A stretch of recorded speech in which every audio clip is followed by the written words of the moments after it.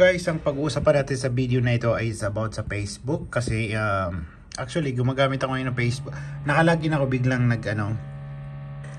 nag-shutdown, nag-log out. So check ko, hindi ko naman gano'ng pinansin. Kala ko nagkamali ako ng password or kailangan ko i-change. So in short, nag-change ako ng password. Ganun pa rin. So i-check natin ulit. Mag-login tayo ulit sa ating Facebook. Oh, yan, okay na. I hope okay na. Check natin.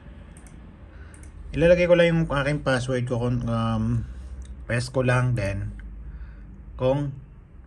so nag back to normal na siya guys. Kanina hindi kasi kung sinearch ko sa meron siyang dito.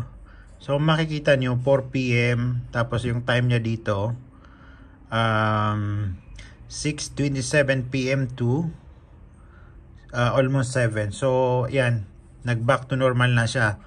Ayan ang niya. So most of the reported problem is login, then nagpunta rin ako dito. Yan, Facebook, Instagram down, 1,000 of user reported problem, getting log out. So yan ang na experience ko kanina na log out ako.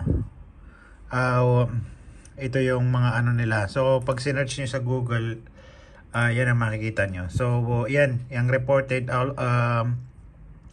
outage ng nagkaroon ng problema dito sa detector methodology. Check natin.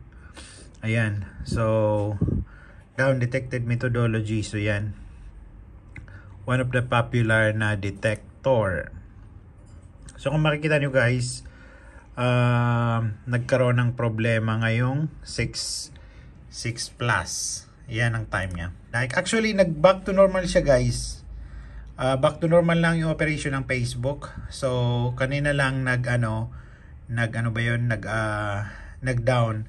So again, hanggang dito lang. Huwag niyong kalimutan i-like and subscribe ang aking YouTube channel.